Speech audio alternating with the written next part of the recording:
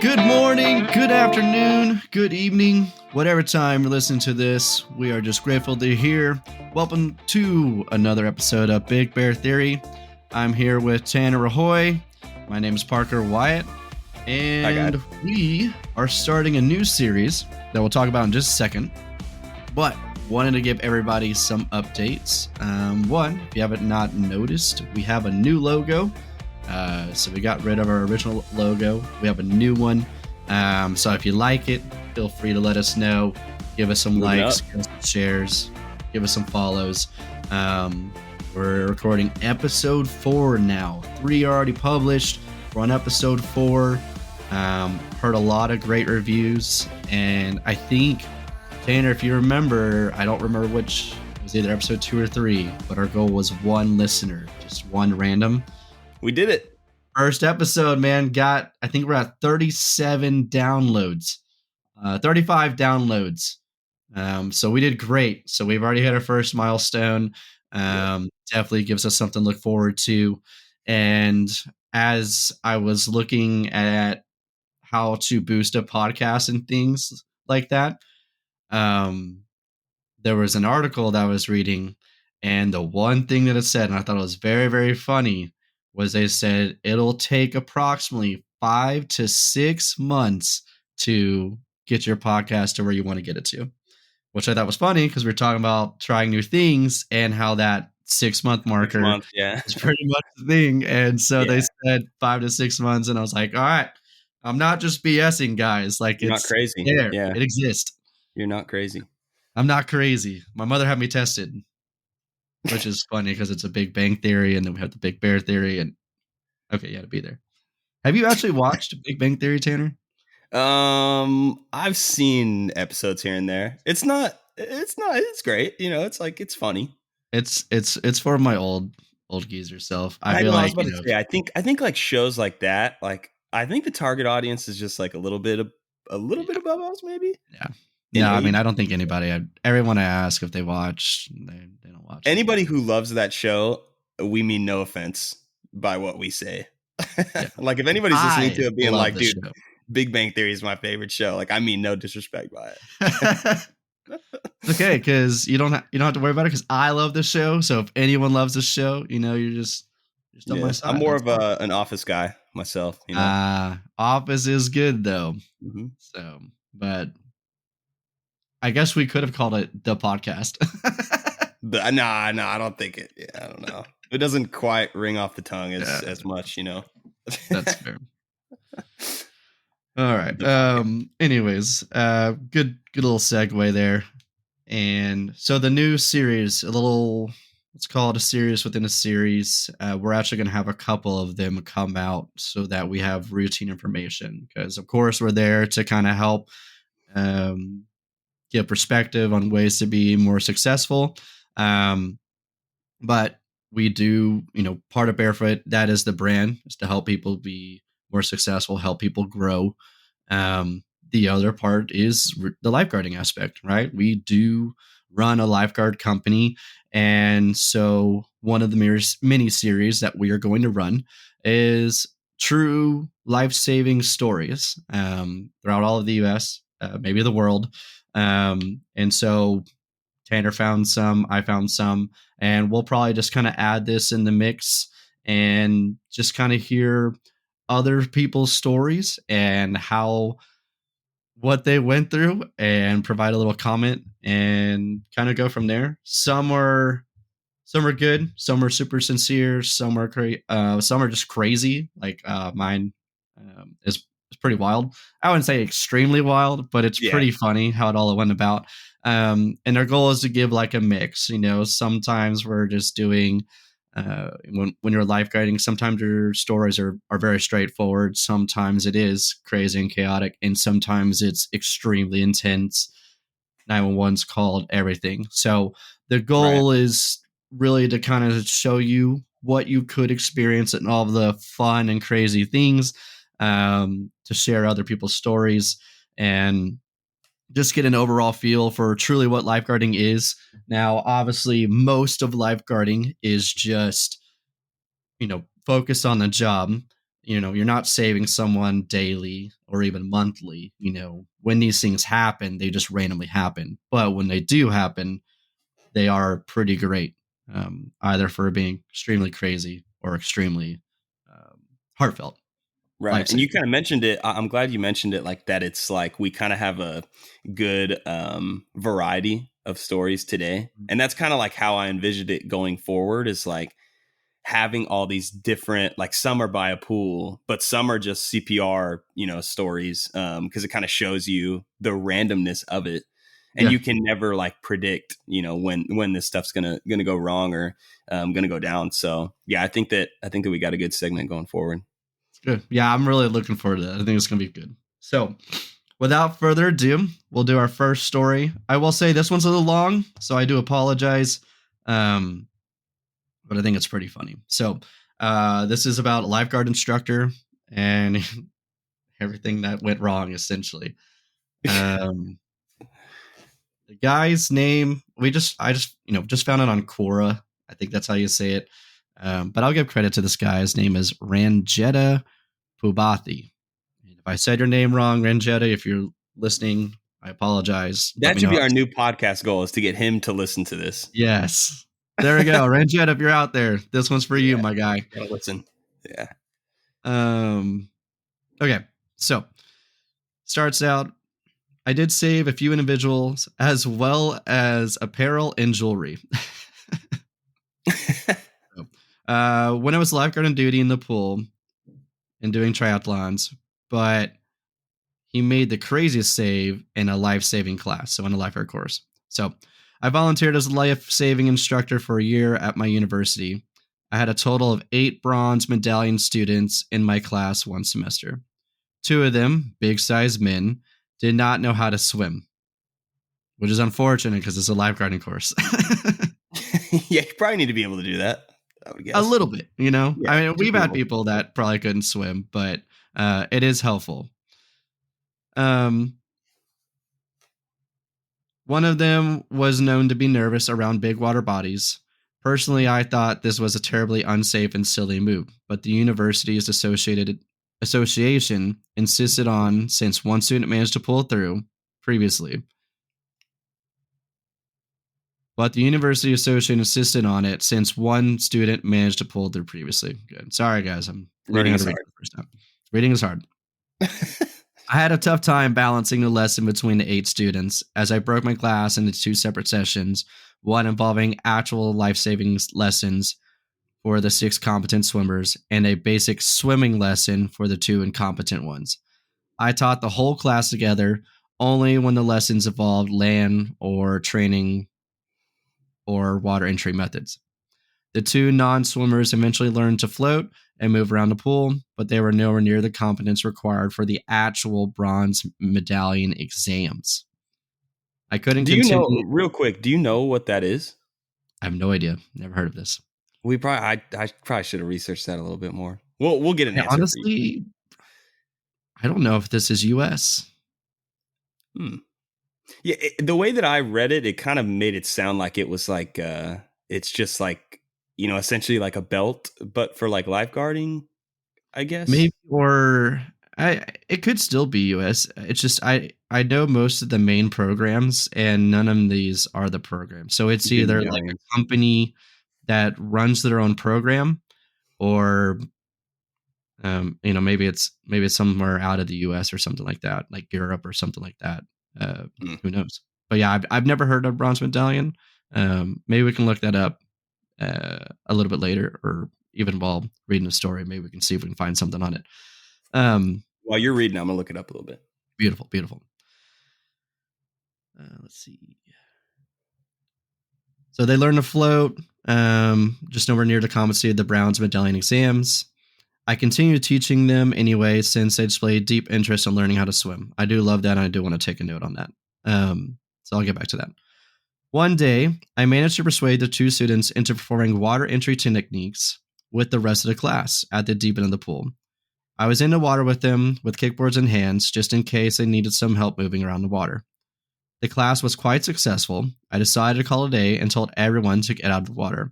The 6 fast swimmers scurried across the water and and exited at the side of the pool, while the two slower ones floated slowly across the surface of the water, holding on the kickboards that I passed to them after class. I brought up the rear. Just as the three of us were reaching the edge of the pool, one of my competent students decided to jump in onto all three of us, screaming, "Don't worry, I will save you." So the strong swimmer who was out jumped into the crowd of three, one instructor, two not so great swimmers, and says, "Don't worry, I will save you." This guy lands on the instructor's head. Wow. And managed to kick one of the other guys in the face. So two birds, one stone here. The two stragglers lost their kickboards. The nervous one panicked at the situation and began going underwater. There was a lot of flailing and kicking. People began screaming at the side of the pool. Rage. This is what we said. Rage, as I have not known before, simmered in my head as I moved in immediately to bring everyone out of the water. I towed one person using the kickboard that was floating about in the water. I went underwater to rescue the nervous one and brought him to the poolside using life-saving backstroke. I propped him up using both my arms and legs by the side of the pool as lifeguards rushed to help both of the men out. I made sure both men were safe and sound, rounding up the other six. Just short of yelling, I told him, "This will never happen again in my class, ever." Period. So basically, this LGI is a beast. Yeah. I mean, honestly, because he got landed on the head. So you're already disoriented. That definitely brought him underwater. He then had to get up, figure out where everything was. And save three people, right? And well, he technically saved two. The culprit just kind of probably swam away.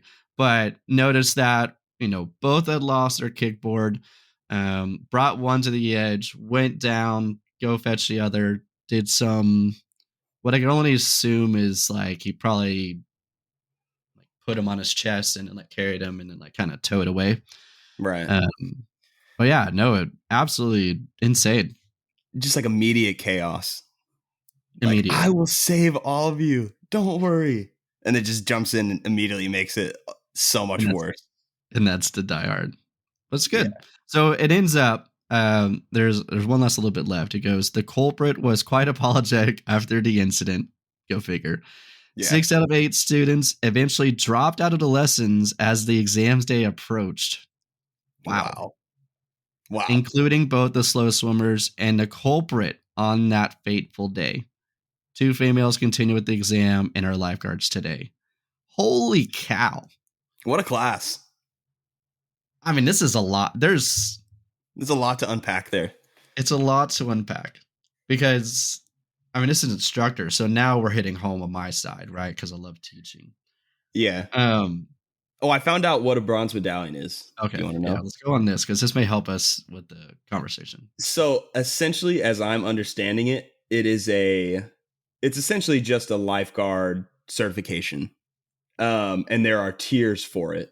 So there's dry rescue, wade rescue, accompanied rescue, a bronze star, a bronze medallion, and a bronze cross. So is this like a company like that does this? Let me see. I'm just curious with I like the levels, but I wonder if like a company like let's see, Starguard. I mean, they do it for their instructors and things like that. Maybe but the each one has like Life-Saving Society. Is that a company? Life-Saving Society? Yeah, that looks like what it's for. Yeah, it looks like the life, but it also looks like from other companies as well.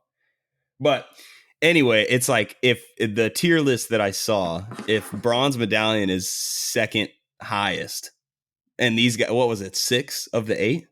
6 of the 8, yeah. Yeah, 6 of the 8 were bronze medallion, and the other 2, I guess it's assumed that those are the like incompetent ones. Yeah, or incompetent's a harsh word, but yeah, like less comfortable swimmers. Yeah, they weren't. Yeah, exact comfortable swimmers be good. Yeah. So yeah, basically what I'm thinking is basically this is an advanced lifeguarding course, which I love the idea. I've always wanted to do like an advanced lifeguarding course. So I agree the advanced lifeguarding course is a great idea. But I also think that it should be, well, I don't know. I actually like that the association wanted to push these people through. I'm actually in support of that.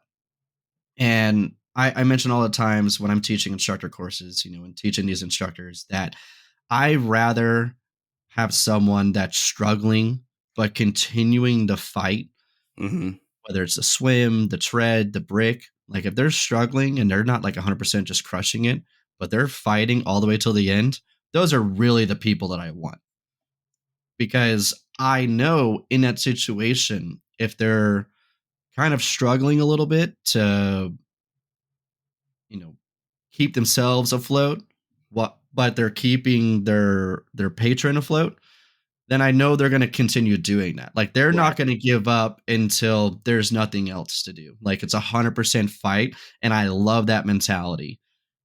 So I do respect the association. I know maybe he didn't understand that, but people with fight, man, like those are the people that you want because you can always make them better, and they're more likely to want to be better.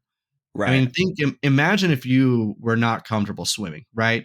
You've done this, you're in this bronze medallion, this advanced lifeguard course, knowing you're not a good swimmer, and you see everyone around you Balling doing out. Yeah. great. Yeah, just Yeah. balling.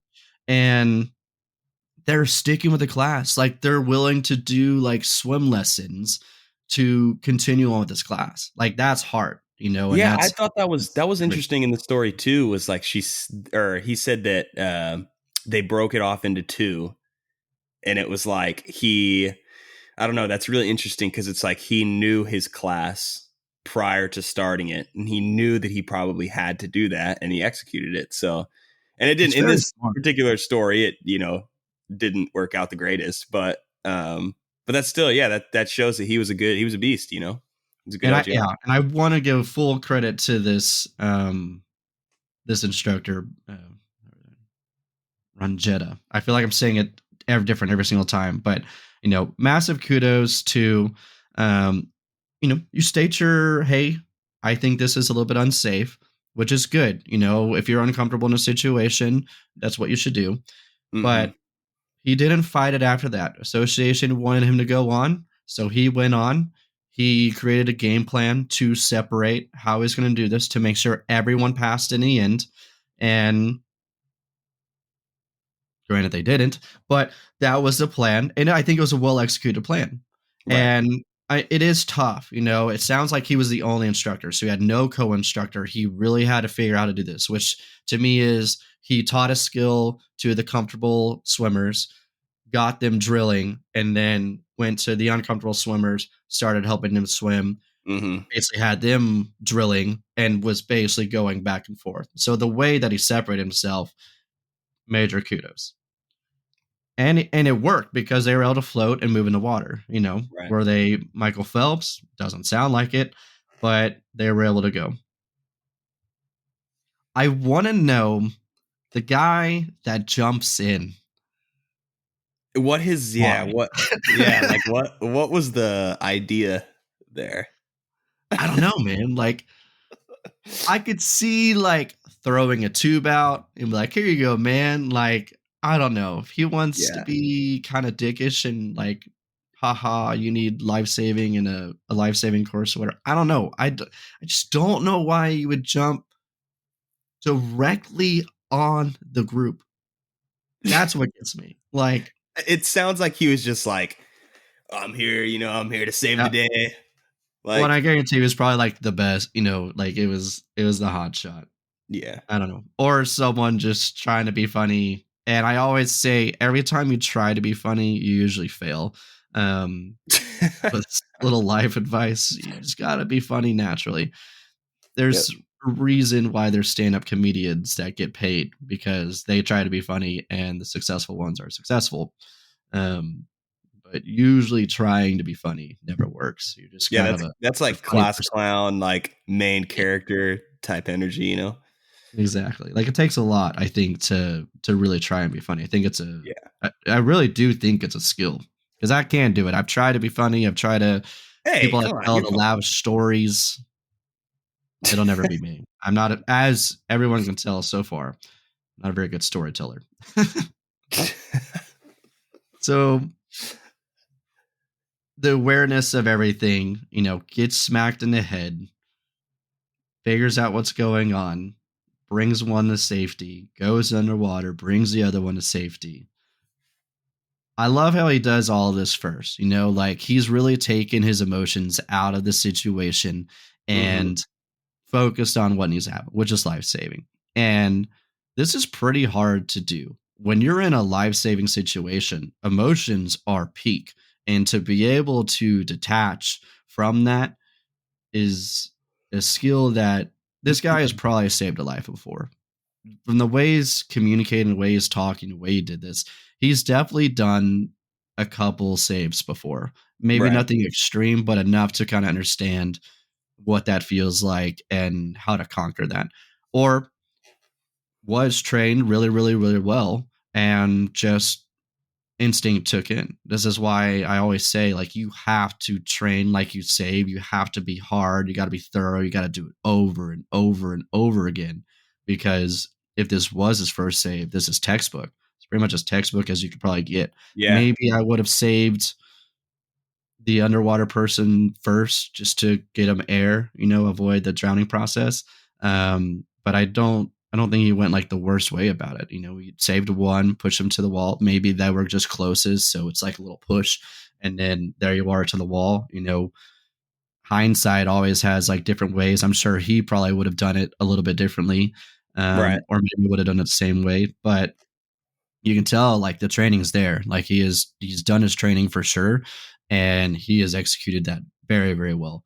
Yeah, just So even like the order of like operations, like it just like as soon as everything goes down, it was just like it sounds like it was very just like boom, boom, boom, boom. Like he just like no time to even think. He didn't even ponder it. He just went.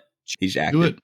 Yeah, You question yourself, you hesitate, that's what causes people to freeze. If you just take one step forward, you're better off. And yeah, so you hear like the flight or fright type mentality, and that's ultimately what you're trying to avoid is what to do, and every lifeguard knows the idea of what needs to happen in a 911 situation, a life-saving situation. But what will get people to freeze is because they know everything, everything that needs to hmm, happen. They don't know which to attack first. And so that's what I always say is don't worry about everything that needs to happen. What's missing? You know, what needs to happen? You have two swimmers. Well, both of them need to get to the edge, right?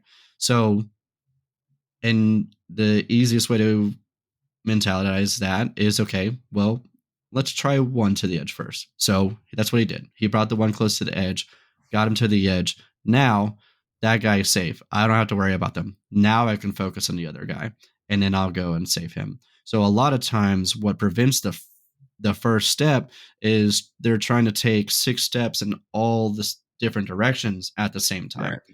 So in reality, all you need to do is just do one step. And then you can look back in hindsight. Could I have done this better? Sure. That's how you grow, and that's how you get better at saving lives. But if it's your first, or you're just trying to, not freeze up, just do I quote Frozen 2, do the Good next movie. the next thing, right? Good movie. Great movie, actually. It's probably one of the Frozen 2 is one of the best life lessons that you can learn in a movie. It's super underrated in my opinion. Yeah, no, I that could movie's make awesome. could probably make a whole podcast off Frozen 2. It's just a great, great one. I won't do it today though. Another podcast. Now he's gotten everybody out, chaos averted. I love that it's Rage. I love that he says Rage because there's no doubt it's Rage. He got hit in the head. Class was in, so it's the end of the day, and this random dude jumps, ruins everything. Rage is a very accurate word, and it simmered in his head. But Simmered. he Yeah. handled this really, really well, right? Um, he brings everyone out, and he just says, "This will never happen again in my class ever." And you could have fumed. Like, you could have just cussed everybody Oh, you could have out. said so many more words, and maybe he did, to be fair. Maybe. But Maybe I'm gonna give homie the benefit of the doubt and yeah. said he was able to contain his emotions and give it very firm, very strict. Never again will this happen, right? So if he did cuss and yell and swear and destroy all these people and whatever, obviously that's not the route you want to take. This is, you be firm and say, I don't know what happened, but it'll never happen again. Safety's, safety speech, do the due diligence to make sure it doesn't happen again. But kudos to him. Benefit of the doubt there. What worries me, and maybe because it is an advanced class, but 6 of 8 students drop. Now, it doesn't say why. Maybe it was the incident. Maybe it was just maybe this is a really hard advanced course. But I would like to know further why 6 of 8 students passed, or 6 of 8 students failed. So I'd be curious there. So that would be the only thing I would love to know. But overall, an insane story. I think the instructor, he literally did everything super, super well. Right. I have no complaints on how he dealt with that. So, but crazy out of nowhere jump, save everybody's lives, continue on with the course. It's a good guy. Wow. So that's my story. And Tanner, I think you got another one. Yeah. Hold on, let me pull it up real quick. This one is, we'll do the other Quora one. Okay.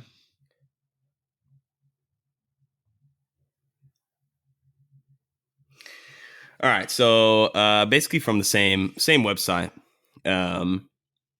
This was an answer to the question, as a lifeguard, what was your craziest save? And this guy named Stephen Cohen, he said, in my 33 plus years, there have been a few. So very experienced. Wow. Little kids playing and little kids drowning can look exactly the same. A few times I've had to go in for guys that were trying to ferry their girlfriend across the pool, and she was freaking because she didn't know how to swim, and he wasn't nearly as good a swimmer as he thought he was. So I've definitely seen that in pools before. Let's see. There was even this time that this guy got pissed at me, saying that he wasn't drowning, although he was thrashing and going down in the deep end, and for me to leave him alone. I can't do that, sir. My boss would really get mad at me if he saw you at the bottom of the pool just lying there, which is very true. Thought that was a really good addition to the story. Yeah. But probably my craziest was the time when this quite large young guy, in parentheses, 6'3", 300 pounds, fell off this air mattress he was on, didn't even struggle, and went to the bottom of this 12-foot deep end of the pool. Sorry, it says air mattress. Yeah, I think when he said that, I'm thinking that he's meaning just maybe just a float. Big inflatables. Yeah, like a big inflatable float. It might have been an actual air mattress. I'm not sure. We never know where these from. Doesn't say. Yeah. He said, and now, to be honest, so 6'3", 300-pound guy. He's at the bottom of this pool after falling off of this, we'll say air mattress. Now, to be honest and not to brag, I saw this whole incident evolve and was off my guard chair real quick with my arm in the air, signaling a potential problem to the other guards on deck. So good so far. He's doing good. Yep. What was strange, though, was that he made his perfect dolphin kick twice on his way down to the bottom of the pool. Now, for those who don't know, doing a dolphin kick perfectly means that you know what you're doing in the water, because no one but a skilled/trained swimmer could or would do one. But when he got to the bottom of the pool, he just rolled over. Then I knew it was hammer time and blew my whistle and went in. It's hammer time. Yeah. He's like, it's go time. He's been sitting up just waiting. He's been waiting for this. it sounds like he was doing a good job on his part by like assessing the potential problems of the situation by watching his water, so he great details. Because I never would have thought about a dolphin kick. Like, you do know what you're doing to dolphin kicking. Like, that's a hard, great awareness. So this guy's, he is locked into the situation. He said he knew it was hammer time, blew his whistle, and went in after him. Very lucky for me, my other guard was there as I had him about halfway up from the bottom of the pool. But boy, was I glad to get the assist. He was passed out and was unconscious, but came to at the side of the pool.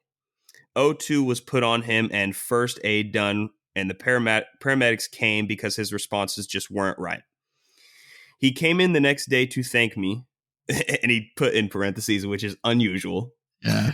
That was funny. It happens. Yeah, but we don't do it for the thanks. Although I feel like a lot of our emergencies, we've gotten a lot of thank yous. Yeah, especially for sure. But I think it's like it's funny that he included it because it's like I don't know, we don't do it for the thanks, Yeah, we do it. We do it to save the lives. But we do it to do it. Yeah, which is unusual. And I asked him why he didn't struggle, and he said that he just knew he was going to die, and that was just fine, and he didn't care. I stood there and thought to myself, not at my pool, buddy. Holy cow, dude. Yeah. So that's a plot twist. Yep. And that is the end of that story. But I thought that this was very I wanted to include this story because I thought that it added a personal twist to it that I think a lot of people, especially who work for us, can relate to, where it's like they've had people say like, oh, don't worry, if I'm drowning, I can save myself.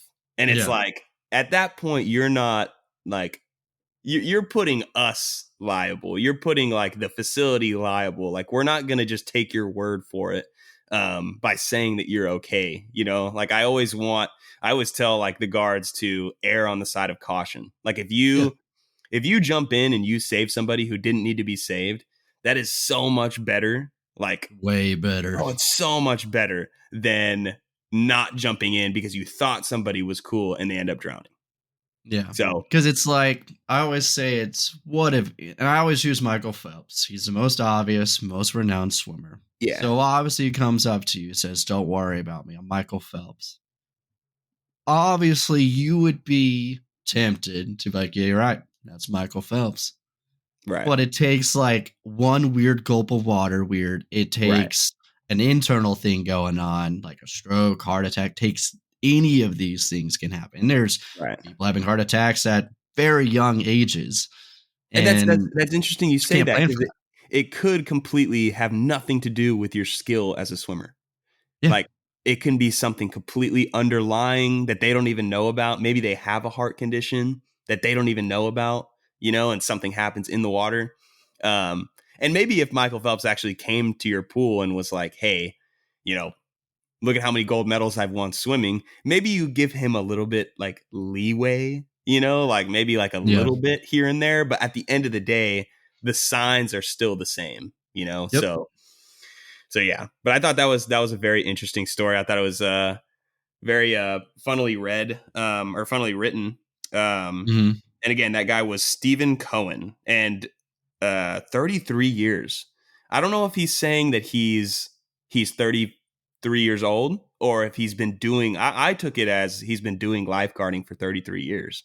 I mean, it's possible. I lifeguarded. I mean, this guy was basically retired. He had done everything. He lifeguarded in his early years, did career life, and it was just one of those guys that couldn't just sit around and do nothing. He needed a job, and he remembered how much he loved lifeguarding. So he was, I want to say like 65, somewhere between like 65 and 70. And he lifeguarded with us, and he was cool, man. We loved him. His name was Bob. Perfect old man name. Yeah, seriously. But he was great. He had a super carrying voice. His voice would carry like all the way across the pool in an indoor pool. When you said he was retired, swim lessons. What? You said he was retired, like from his like retired. This was it's just pay bills. He worked 20 hours a week. He worked some 5 a.m. to 9 a.m. shifts. And then he would do swim lessons at night. That's all I did, Nice. Monday through Thursday. That's cool. So he was Shout cool, out, man. shout out Bob. Yeah.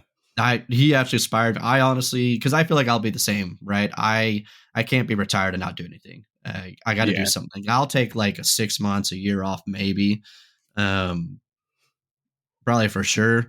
But I know in the end, like I got to do something. I got to be a part of something. I got to be moving. Be active So somehow, yeah. I'll probably lifeguard. I'll be the 68-year-old lifeguard. With Don't tattoos. care.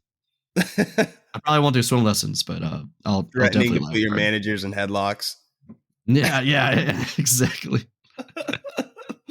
But I love going to the story. I love this guy's awareness, man. Like this is something that we try to teach really, really well, but you can tell the experience level of this guy. Yeah. And I think it's crucial that this is what you should the difference between like a first year lifeguard and like a third, fourth year lifeguard. It's stuff like this. Like you're just able to know from experience, from just really figuring it out, hearing stories like this, you can just really tell like these types of situations. There's Yeah. no way I would ever expect a day one lifeguard to be like, that guy's dolphin kicking down to the bottom of the pool. Right. He should be a good swimmer, but yet still something's wrong. Right. Because in all instances, okay, that guy's going down in the bottom of the pool and he'll come back up. You know, he just wants to go down. I can very easily like see that understanding. But he was like, something's up Right. because of how he went into the water. And so I thought that that was really interesting how we saw that. So awareness is key. I think that's super, super good. Obviously, a massive human. Doesn't sound like this guy. I think this guy was just very good at his skills. Doesn't sound like the biggest person because now, He granted, six mentioned three and 300 the pounds is yeah. huge. Yeah. But, you know, to me, he's probably average build. Right. Saving, 6'3", 300. It's a big boy. Yeah, big guy. And I've saved a big, well, I fake save in service. We had a lifeguard. He was 6'4" and 300 pounds. And you could move him how you wanted to move him. Like he did work in the water really well, but it was heavy. Yeah. It was for sure heavy. But the idea behind all of the saves that we teach is that the smallest, like weakest guard could save the biggest drowning person. Pretty much. I always say that, and this is just kind of like a number I kind of made up, but if you do these skills super, super well, a 90-pound human could save like a 300-pound person. Wow. As long as you do the techniques right. Technique. Yeah, technique. Now, it's going to suck. It's going to be terrible. Assisting is always great. But Right. I really think that if you do these techniques right and appropriately, yeah, you can do it. Easy. That's awesome. That's awesome. I just imagine, like a 90-pound, 5'4", little guard that we have, going in there and just like one-on-one, just boom. Well, technique, no, dude, and 1, 2, 3, it's done. It's a vague story, because I wasn't there, but it was basically a heart attack in the water, and it's she was literally, I wouldn't say made fun, like we didn't bully her. Well, I did, she wasn't bullied, but she was very small and made fun of for that, but not in a negative way, in a bonding, right. We have a relationship way. And she does CPR on this person 11 minutes straight. Wow. No break. Just boom, boom, boom, boom, boom. 11 minutes straight. Didn't switch, not once. So even like in that instance, like you would think you would need a break. It's like, if you just do these skills, you do them well, you practice them all the time, adrenaline's going to fuel you. When that adrenaline is running through you, you're lifting up cars, you're throwing things. Yeah. We always hear the story of the parent, doing those things to save their kid. That is the adrenaline. That's what you need. And that's why I say maybe you would struggle in service, 90-pound human, 6'3", 300 pounds. You're not in the real. You're not in set, right? Yeah. But if you work on those skills and you practice on doing them perfectly, one, that is going to help you in service. Two, definitely will help you in a real life situation. Right. Absolutely. And I just loved how he ended it. Um, Not on my pool, buddy. Not at my pool, man. Like I'm gonna keep you alive. Not on And my I watch. really Yeah. think it's actually quite powerful. It sounds like this guy had a new appreciation Yeah. um, for this, So it's I think lives are saved in more way than one in this story, and I think that's very, very cool. Um, Yeah, and and he I took just pride love the in the safety of, not only yeah, his supervision and, watch, but just like the safety of the facility as a yeah, whole and the and community, which is cool. that's the goal, right? We want it Yeah. doesn't. I never want the lifeguards to feel like they're doing things for us. I want them to have the passion that they're really doing this for everybody else. Yeah. You Like know, they're protecting. I Yeah. I like to view us as we're helping them live Mhm. up to that mindset to do this for other people. It's never about us. Yeah. Great, great story. Cool. You want to do I'll do this third one and then we'll kind of wrap it up. Yep. Let's Cool. do the third. All right. This one, This one's more heartfelt, right? yeah. This one is a little bit more serious, more heartfelt. But it's still got some entertainment, to it. So, this one is on CNN. I'm getting this off CNN by a Bethany Hines, doing our due diligence of Yep. yeah. Gotta get the What is what that? is it Yeah, called? it's been so Whatever. long since I've been Gotta college. get that thing noted in there. But yes, Sources, I think we did it. sources. Yeah, Sources. we're giving our Yes, sources. we gotta Yeah. get our sources in. Okay. Cool. Well, the title of this article is Just One Day After Completing CPR Training, a Teen Saves Her Friend's Life. Nice. So, with 30 compressions and 2 rescue breaths, 16-year-old Tori L. Norwood saved her best friend's life just a day after completing a basic life support class at her high school. Quotes, I never would have thought that I would be the one out of all of the students in my class to have to perform it on someone, she said. And like everybody says that. It's And true. like that's very like that's how I felt going through my lifeguard class. Like it's Yep. like odds are you're probably never going to have to be the one to do it. But Until you are the one. until you are the one. And it's like Yep. that's why we preach like every single person needs to like take pride in their own skills and work on their own skills, because we don't even know, like nobody Mhm. knows who's going to have to use it. So, but Norwood was driving 3 friends home in St. Petersburg, Florida on February 20th when another driver slammed into her from her left and sent her car careening. The impact jammed shut the driver's side door, so Norwood climbed out the front window. 2 of her friends managed to get out of the car unharmed, but the collision caused her 16-year-old friend, Azaria Simmons, to hit her head on the backseat window. Quote, when I turned around, I didn't see Azaria running with us, Norwood told CNN. So I had to run back to the car as fast as I can. She was just sitting there unresponsive. And that's when the training Norwood had just learned kicked in. A lot of people started to gather around to see what was happening, and I started yelling, back up, she needs space. So first, that's like awesome. It's It's perfect. good. Yep, To control the clear. situation. Yep. Assess Good. it. Yeah, get everybody out of the way. She pulls Simmons out of the back seat, avoiding broken glass from the window. Also very important.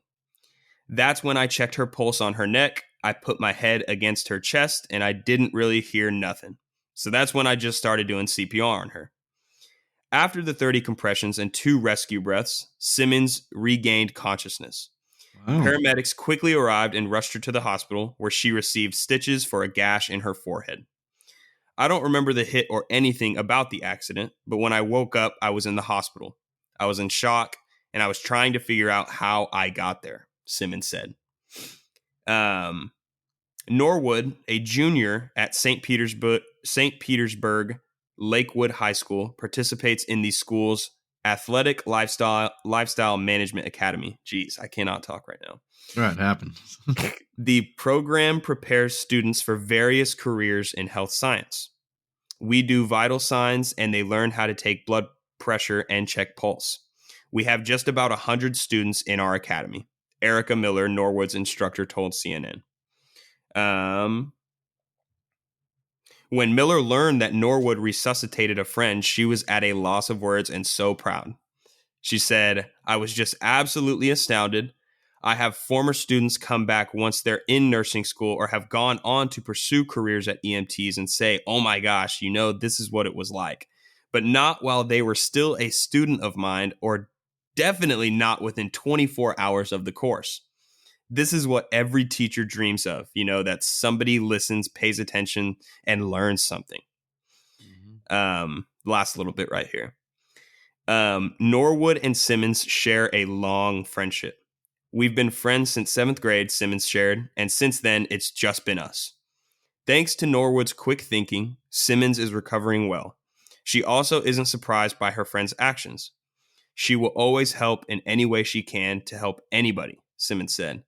If it wasn't me, if it was someone else and she knew she could do something to help, she would have done it. So I wasn't really shocked about that. Both friends plan to pursue careers in the medical field. I do want to be a nurse, Norwood said with excitement. I know that if somebody was in need of help, I'd go to the rescue. And that Good, is man. the ending of the story. But super good. Yeah, it's crazy that she had just had this was her first exposure to CPR. Yeah. That was less than 24 hours from that moment. And that goes back to what we were saying about like adrenaline kicking in, and like you should feel like it, like know your CPR skills. You know what to do in that moment. But I think that, like you're saying, like, and I see it a lot at in-service, and I see it a lot when we're auditing or whatnot, the second guessing or like the fear of being wrong in the moment is what holds people back most, like easily. Yep.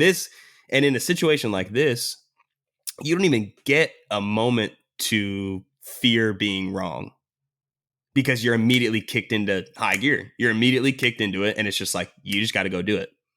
So and you see the success of that too. Yeah. So I thought that was really interesting to read. Just crazy. And I also thought it's funny that they're both going to be nurses. So this will be a story that they tell for forever, And I think that shows, like, it does take a certain type of person to kind of, if you're aspiring to be in the health field, like, there's no doubt, like, lifeguarding is a great first step. It's something that you can do in high school. Absolutely. It works with the clubs, gets you certified. And not even nursing, EMT, paramedics, firefighter. We have so many people from our company that take that route, and it's very, very helpful. We had one guy, he was been lifeguarding with us for a while, got into the management side of things and ran that. And then once he graduated high school, he got accepted in fire academy, and they were covering oxygen, and he was just answering questions left and right. And the instructor was like, geez, like, do you want to teach it? And he's like, I could, because he was an instructor. He was a lifeguard instructor. And he was like, why not? And so he ended up teaching oxygen to the rest of the fire academy. Wow. And, what, he was supposed to be a student? Yeah, he was a student.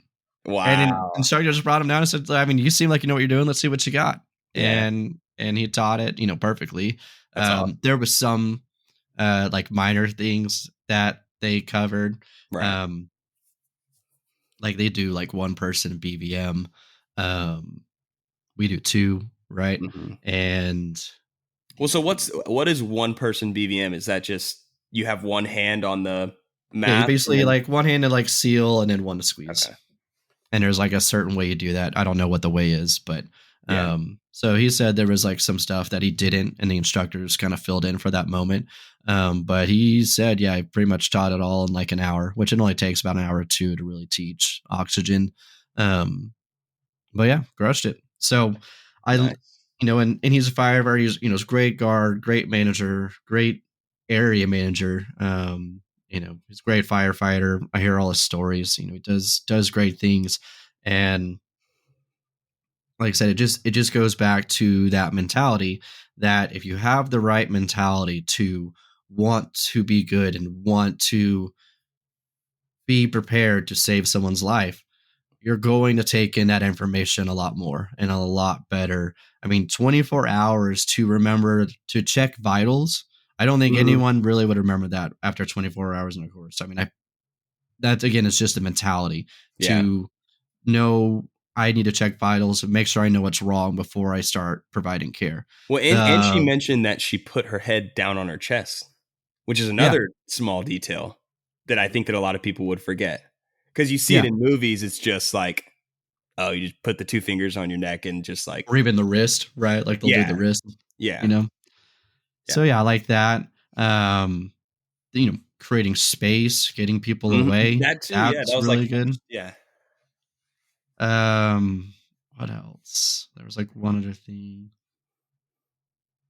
No, I think that was it. Yeah, pulse, and then 30 and 2. Knew the numbers right off the bat. I'd Mhm. really like to give kudos to this instructor. What was her?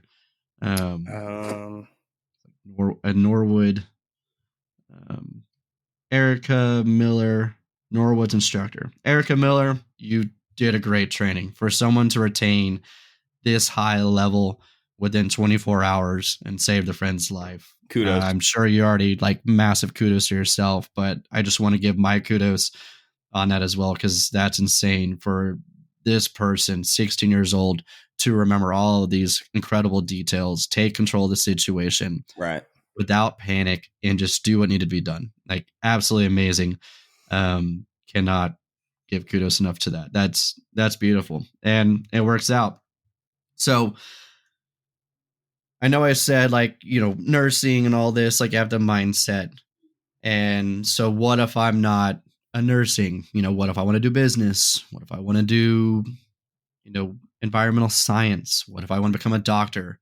Well, I take that back. A doctor, no, lawyer. There we go. What if I want to do lawyer? Um, you can always have this mindset. I'm not saying that you have to be wanting to be a nurse, firefighter, paramedic, EMS, whatever, to be in this mindset.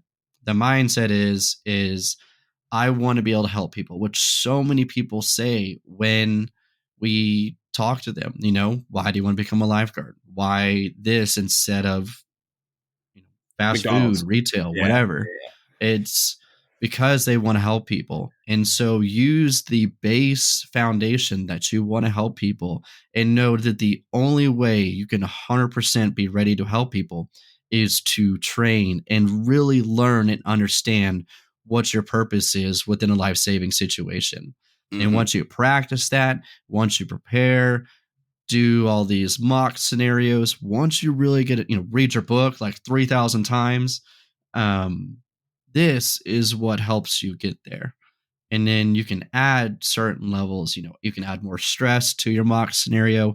You can just do it repetitively. Like there's so much you can do to be the best because my biggest fear, and this is what I harp so much on my instructors, is our goal is to set lifeguards to be life saving ready day one, literally 24 hours. So, day one, they have to be life saving ready because the worst feeling you can have is knowing that you could have studied, you could have practiced, you could have trained, and then you get put into a life saving situation. You did not take that seriously, and now you have no idea what to do. And Yeah. it like rips my heart inside.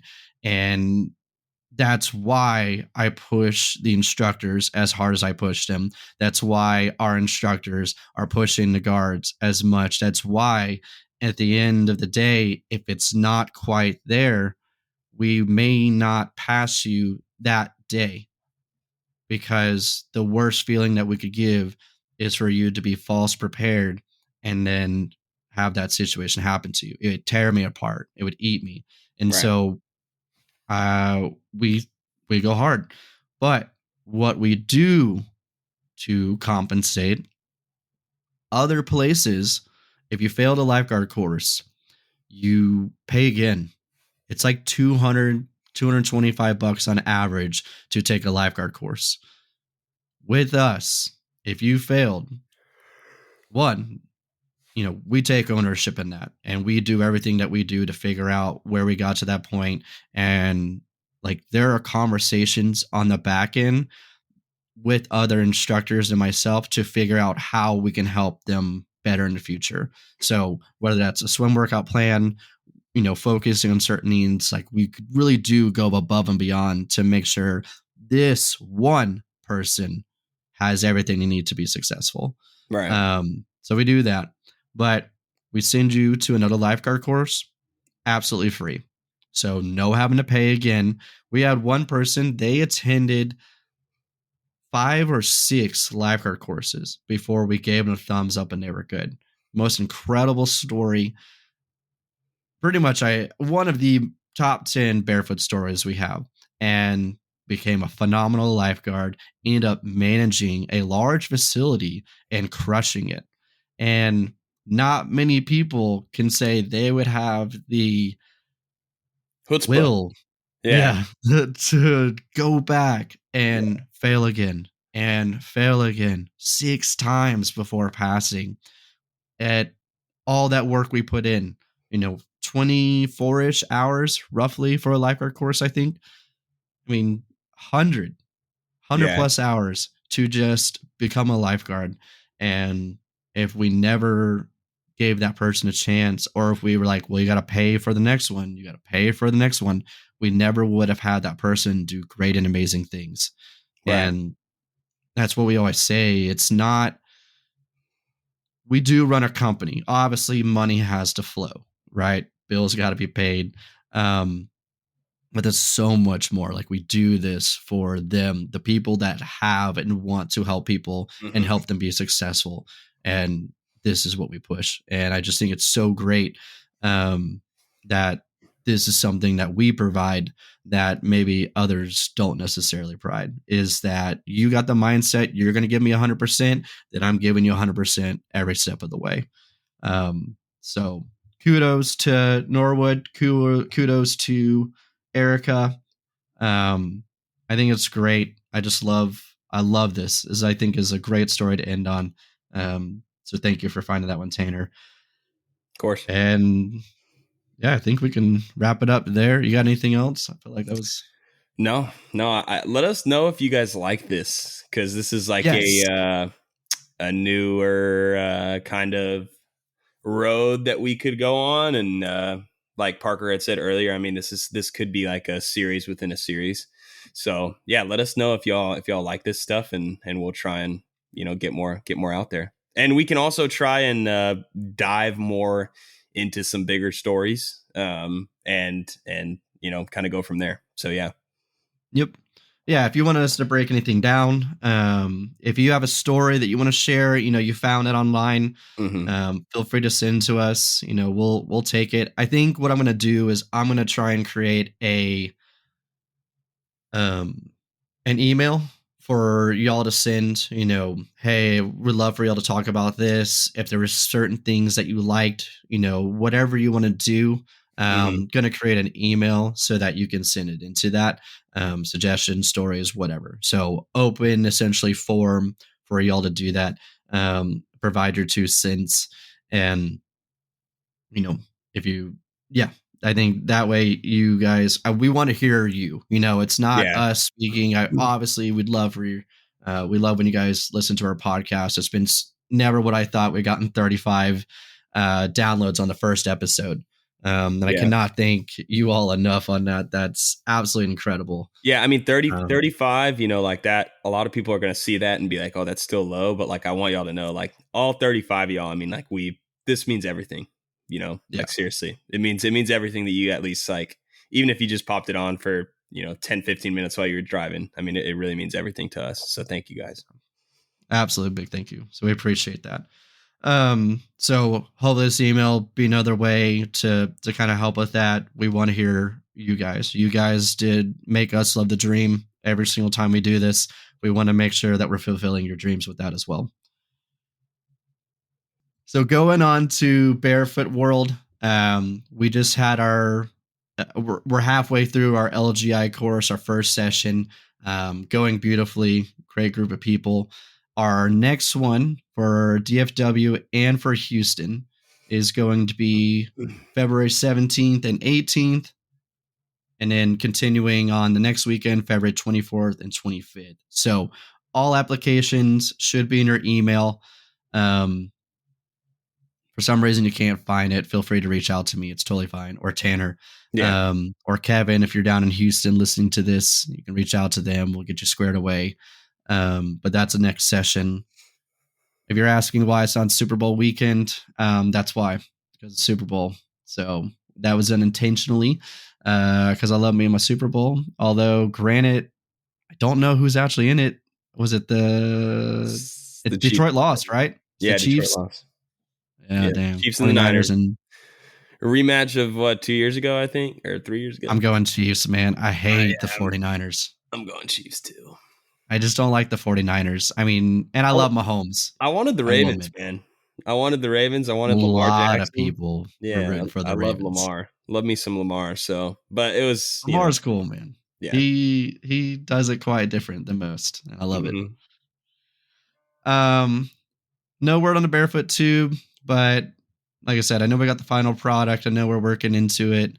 But no word on that, so I apologize. I don't have too much of an update. I'll try and get with Kevin for our next episode. Yeah, I think we're that. We got a new logo. So if you like the logo, please let us know. Pretty happy with it. So this is probably my most excitement. We have our first sponsor. Well, not really a sponsor. I'm an ambassador for what's called Mad Rabbit Tattoo. So this is only going to be for my tattoo people. Although technically, if you have dry skin, like it's still lotion, so you could use it. But we have our own promo code with Mad Rabbit. It's Bear BEAR 2024. I have all the details in the descriptions below. But it's a way for you to get 20% discount. They really have like four main products. You have the balm, which is what this guy is. Sorry. There you go, Mad Rabbit. This is probably my favorite because it makes the tattoo pop like super, super well. I kind of want to try it. I just feel like I was about to say, can you try it? Can I try it? All right, let's see. So here's before, and it really works well. I think to me better on color than on, and it still works fine on black and white. Yeah. Let's see if I can do like a live application. Live application, probably the worst app video ever. You can it kind of looks a little bit. It's really hard to see on camera. I'm not gonna lie, but when I first tried this, I had a guy. I was at a wedding. He showed me the stuff, and I was like, "Okay, LOL, let me try it." Right, and I like put it on, and I've never seen my rose so bright than before. Like, you know, when I shaved and it was like freshly done, and it just instantly made it brighter. So if you're looking to kind of like make the tattoo pop, it's also kind of protective. Like, kind of has like this like water, like I'll pour water on it. It's like kind of waterproof. It's a little thick, I will admit, like it is thick, but it does make your tattoo look good if you're trying to like make it look good extra. It's still hydrating, moisturizing your skin. It's just going to be on the thicker side. If you don't want that, there's the lotion. I have not tried the lotion, but I have ordered the lotion. So I will give you feedback on that next episode. But it looks pretty solid from what I see. A lot of what Mad Rabbit is pure ingredients that just really help and focus on tattoo, making it live and look as beautiful as possible. It's really good stuff. And then there's the aftercare, which I used for the first time, and I think it worked really, really well. I like it because there's like a soothing agent. So for irritation and things like that, like when you would brush your tattoo and you could really feel it, it just didn't make me panic as much. When I like scraped it on something. It felt nice. So I was really, really surprised how much I ended up liking that, because I'm old school, you know, moisturizer the first 3 days, lotion once or twice a day, and call it. So I really, really like that. You still have to wash it and stuff like normal, but it was great. And you use it for 14 days, and then you move on to the lotion or the balm. So I think those are the main products. I may have said 4, but I think it's 3. But they have great stuff, different smells. Highly recommend. Cannot recommend enough. I have tattoos all over my arm. And I'm working on my leg, and this was like the best product I've ever seen. So big representative. Use our code 20% off. They do a lot of deals, and they also do my favorite of subscriptions. So you can subscribe. You just like Amazon. Just subscribe. You want this every month, and you get every month. So codes down in description below. That's our next big thing. And I want to see if there's any other new things that we did. YouTube is coming out. So if you wanted to see our beautiful faces, that's coming. Just got to work on the edits. And that's it. So love you all very much. As always, cannot tell you how much we appreciate you. You guys are absolutely awesome. Thank you so much for joining us every single week. Love you guys. Heart sent your way. See y'all. Bye, guys.